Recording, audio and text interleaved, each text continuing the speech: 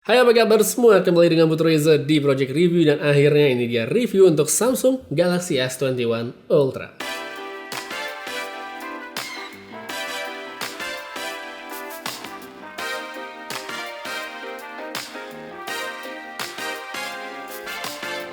Oke, jadi tadi itu saya pengen bikin reviewnya S21 Ultra ini 30 hari pemakaian lah kayak biasa. Tapi setelah pakai 2 minggu, ini masuk minggu ketiga, saya ngerasa wah kayaknya udah cukup nih, karena sebelumnya udah sempat pakai S21 yang biasa, jadi sebagian user experience-nya itu udah terwakilkan. Berbeda sama yang S21 dimana kalau yang versi biasa itu dikurang-kurangin lah pada beberapa bagian, yang Ultra ini adalah versi yang begitu all out. Jadi semua bagiannya digarap dengan begitu bagus, dan saya bisa bilang kalau S21 Ultra ini dibandingkan S20 Ultra punya user experience yang lebih bagus ketika baru rilis. Seperti biasa, kita start dulu dari desain, nggak ada yang dikurangi sama sekali. Ini handphone premium banget. Lapisan kaca di back cover warna Phantom Silvernya ini ganteng. Beneran nggak kalah sama yang Phantom Black. Untuk ukuran yang memang relatif besar, tapi namanya udah pilih versi Ultra, mestinya udah tahu juga bakal kayak gimana handphonenya. Layar lengkung masih dipertahankan tentu saja untuk estetik, dan kaca depannya ini pakai Gorilla Glass Victus. Lengkap pokoknya. Terus nggak bosan-bosan juga, saya memuji kemampuan sensor sidik jari layar. Ini menggunakan teknologi ultrasonic generasi kedua dari Qualcomm yang nggak cuma nambah besar ukuran, tapi juga lebih cepat dan akurat. Terasa banget bedanya dibandingkan versi sebelumnya yang masih sering gagal. Masih seputar layar, kualitas tentunya udah nggak perlu diraguin lagi ya. Tambah lagi Samsung juga memberikan peningkatan di versi yang Ultra. Urusan panel udah pasti terbaik. Refresh rate tinggi juga masih ada, tapi yang akhirnya hadir setelah ditunggu-tunggu adalah resolusi maksimal yang bisa dipakai tanpa mengorbankan refresh rate. 1440p 120 Hz itu bisa dengan lancar di handphone ini, dan kabar baiknya itu nggak berdampak negatif sama baterai. Jadi ini oke banget, tapi untuk detailnya nanti bakal saya lebih bahas di bagian baterai. Dengan skala kelebihan dari kualitas layar, user experience multimedia yang diberikan tuh udah pasti sangat bagus. Dilihat visualnya enak, dipakai pun lebih memuaskan karena berasa smooth berkat 120 Hz-nya. Tidak lupa juga, mulai S21 Ultra ini Samsung memperkenalkan dukungan S Pen sehingga nggak eksklusif lagi di seri Note. Untuk yang ini buat saya sebenarnya ada poin plus dan minusnya. Poin plusnya yaitu tadi, nggak eksklusif buat seri Note sehingga membuka kesempatan lebih banyak handphone Samsung yang bisa mendukung S Pen di masa mendatang. Bagus banget dong, lebih banyak yang bisa pakai.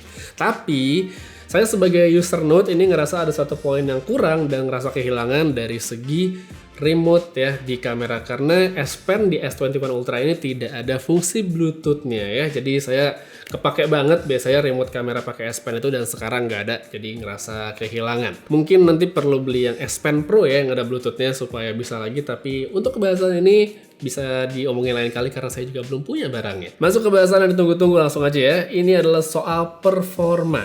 Dari tahun ke tahun, flagship Samsung yang dijual resmi di Indonesia selalu kena template, ya Exynos, bukan Snapdragon. Selalu, tiap 6 bulan pas perilisan pasti ada komen kayak gitu. Tapi mulai tahun ini, sepertinya hal tersebut akan berubah karena S21 Ultra ini beda. Ini dia spesifikasi dari unit yang saya pakai. Model tengah dengan RAM 12 dan penyimpanan 256. Dalam 2 minggu pemakaian, saya nggak pernah sepuas ini dengan handphone Samsung yang baru rilis. Ini beneran versi Exynos paling oke yang pernah saya pakai. Dipakai untuk macam-macam itu mulus, nggak ada kendala kayak lag atau sejenisnya. Bagi user yang suka main game juga mestinya udah bagus, meskipun ini belum yang terbaik. Sampai video ini tayang, tampaknya belum ada update dari beberapa developer game populer untuk ngebuka setting terbaik. Jadi kayak 90 fps di PUBG Mobile misalnya, itu belum tersedia di S21 Ultra. Sebagai referensi aja, setting itu tersedia di S20 Ultra maupun Note 20 Ultra, jadi harusnya dengan chipset baru yang lebih kencang, pilihan tersebut bakal tersedia juga. Harusnya, tapi kapan? Nggak tahu. Masih soal gaming, satu hal juga saya menemukan ada bug ya di bagian in-app purchase. Jadi biasanya kalau misalnya saya mau beli item gitu ya, mau top up di game, kalau pakai S21 Ultra ini, saya menemukan keterangan bahwa saya tidak bisa melakukan pembelian. Kalaupun nggak ada keterangannya, bagian harganya itu nanti nggak ada, cuma strip doang, dan ketika diklik itu nggak ada respon apa-apa. Nggak selalu sih, kadang bisa juga, cuma masih seringan nggak bisa, dan semoga ini bisa segera dibenerin ke depannya. Tapi ya, meski begitu, ini hanya akan berdampak pada sebagian kecil orang saja, ya kayak saya yang suka beli item di game, tapi buat mereka yang tidak menjadikan S21 Ultra sebagai handphone buat main game dan lebih fokus ke produktivitas atau hal lainnya, tentunya ini handphone udah oke banget. Terus untuk baterai, nah ini dia, tadi kan belum saya bahas, resolusi tinggi dengan refresh rate 120 Hz ternyata itu tidak mengganggu daya tahan baterainya. Kapasitas 5000 mAh dengan dukungan fast charging 25 watt, itulah yang kamu bisa dapatkan di handphone ini. Cukup disayangkan karena tidak 45 watt, padahal saya punya charger ya waktu itu untuk Note 10 Plus dan akhirnya sekarang nggak kepake. Untuk daya tahannya, dengan baterai yang ada, saya bisa menggunakan S21 Ultra ya di masa pandemi sekarang, dimana saya nggak terlalu mobile dan lebih banyak di rumah untuk buka Twitter, Instagram, mungkin push rank Subasa dan segala macam. Saya bisa dapat screen on time hingga 6 jam lebih dengan standby 1 hari. Ini adalah peningkatan yang bagus sekali dibandingkan versi-versi sebelumnya, karena biasanya palingan cuma 4-5 jam screen on time dan sekarang bisa dapat sampai 6 jam. Cukup banget ya untuk sementara ini, tapi untuk kedepannya jika mungkin nanti sudah normal, apalagi mungkin mau dibawa traveling atau mungkin punya aktivitas outdoor yang mobile banget, banyak pakai kamera dan segala macamnya, kalau menurut saya punya power bank yang memadai tetap diperlukan in case saya jaga-jaga HP-nya bakal kehabisan baterai.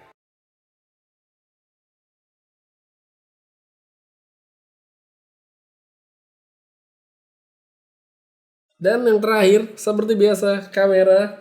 Secara desain, bentuk, dan susunan tentunya ada pro sama kontra. Saya tim mana? Nggak dua-duanya sih, karena yang penting adalah hasilnya. Kombinasi 3 lensa masih jadi andalan Samsung, cuma untuk telefoto ini agak ekstra karena dipasangnya 2. Satunya optical 3 kali dan satunya 10 kali. Buat lensa utama serta ultra wide-nya dulu, secara umum foto-fotonya itu bagus. Memuaskan sekali dengan karakteristiknya Samsung, tajam plus dengan warna yang vivid, dynamic range juga oke. Jadi yang bagus-bagus itu terpenuhi untuk kondisi siang hari dengan cahaya yang bagus. Buat foto-foto dekat, kombinasi dari sensor besar serta aperture besar juga menghasilkan foto dengan bokeh yang sangat halus plus fokus yang sempit. Bukan cuma di handphone Samsung doang loh yang kayak gini, di handphone lain dengan sensor yang sama, yang besar, dengan bukaan yang besar juga akan mengalami. Tapi bedanya kali ini Samsung punya satu trik bernama Focus Enhancer. Jadi ketika kamera dihadapkan sama objek yang dekat, otomatis itu akan muncul satu tombol di pojok kiri yang bisa kita nyala atau matiin. Hasilnya memang akan membuat fokus itu terlihat lebih merata. Tapi di saat yang bersamaan bisa dilihat juga ketajaman dan detailnya jadi berkurang dari foto-foto berikut. Ini dikarenakan Focus Enhancer ini memanfaatkan lensa ultra wide, bukan lensa utamanya. Selain buat focus enhancer, lensa ultra wide di S21 Ultra juga bisa difungsikan sebagai lensa makro. Hasilnya nggak basa-basi dan udah cukup banget untuk ukuran sebuah handphone. Masih untuk lensa yang sama, performa low light-nya ini sebenarnya bisa dikategorikan memuaskan. Iya dong, HP mahal masa jelek? Mau pakai night mode atau enggak, hasilnya secara umum tetap bagus.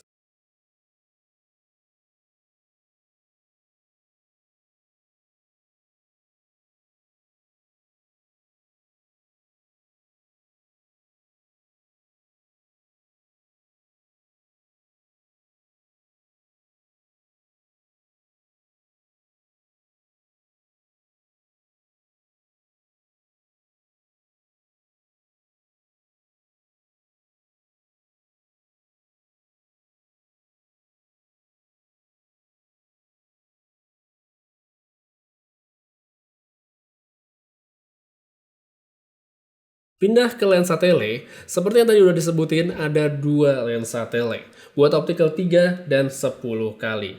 Pada kondisi cahaya yang memadai, hasilnya itu bagus dan tajam ya, paling tidak sampai 10 kali. Space zoom sampai 100 kali juga sebenarnya masih dipertahankan Samsung di sini, bisa dipakai, tapi kalau ngelihat hasilnya mungkin nggak bakal sering dipakai juga, kecuali perlu banget.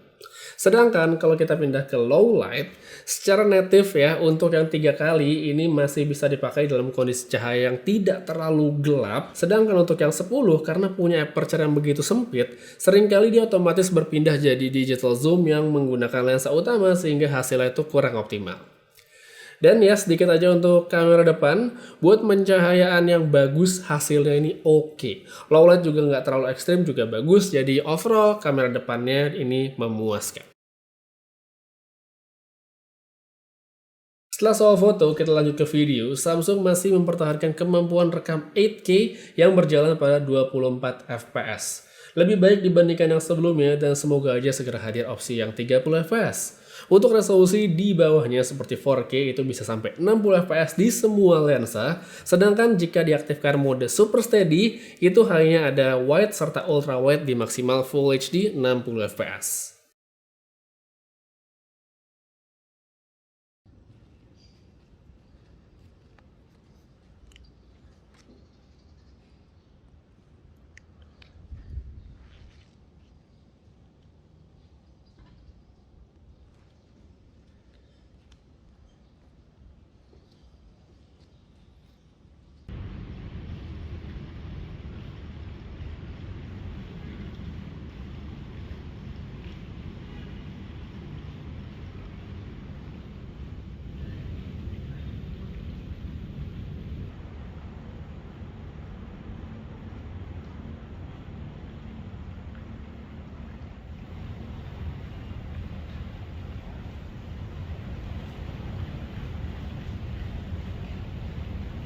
Jadi gimana overall kalau menurut saya S21 Ultra ini adalah handphone Samsung yang bagus banget untuk sekarang dan sayang banget dilewatin dan saya punya alasan kenapa handphone ini jangan sampai dilewatin kalau kamu bisa beli. Yang pertama yaitu tadi ini adalah handphone Samsung yang bagus banget, semua aspek positifnya terpenuhi, jadi secara user experience udah mantep banget. Palingan dia di soal gaming tadi yang perlu diperbaiki, ini ada bug doang sih, jadi semoga bisa segera diperbaiki di masa mendatang serta semakin banyak developer yang mendukung buat memberikan performa terbaiknya. Lalu untuk alasan kedua itu adalah harga. Loh, kok soal harga? Apa nggak salah? Ini kan handphone mahal gitu. Base model aja 18 juta, tapi kenapa saya bilang harga sebagai alasan untuk tidak melewatkannya? Jadi ini analisa asal aja ya dari saya kalau ngelihat beberapa gosip dan segala macamnya. Jadi kalau kita lihat sekarang, Samsung itu punya banyak sekali lini handphone mahal. Kalau biasanya sebuah merek tuh cuma punya 2, Samsung tuh punya 4. Ada S, ada Note, ada Flip, ada Fold ya. Ada 4 lini handphone mahal mereka. Nah, kalau kita lihat sekarang S Pen sudah digeser menjadi sebuah aksesoris untuk seri S. Dan banyak sekali rumor yang mengatakan bahwa seri Note akan selesai di Note 20 Ultra kemarin, jadi nggak ada lagi yang baru. Itu akhirnya akan hanya menyisakan Flip dan Fold. Dan tahu sendiri, harganya Flip sama Fold itu berapa? Khususnya Fold ya, harganya itu menyentuh 30 jutaan kalau yang kemarin. Jadi dengan mempertimbangkan harga yang masih belasan ya untuk base modelnya, S21 Ultra ini akan menjadi pilihan yang oke banget bagi mereka yang pingin handphone Samsung punya experience bagus tapi nggak siap untuk keluar uang lebih banyak lagi. Jadi ya itu dia. Menurut saya ini handphone yang oke banget dan sayang banget untuk dilewatin.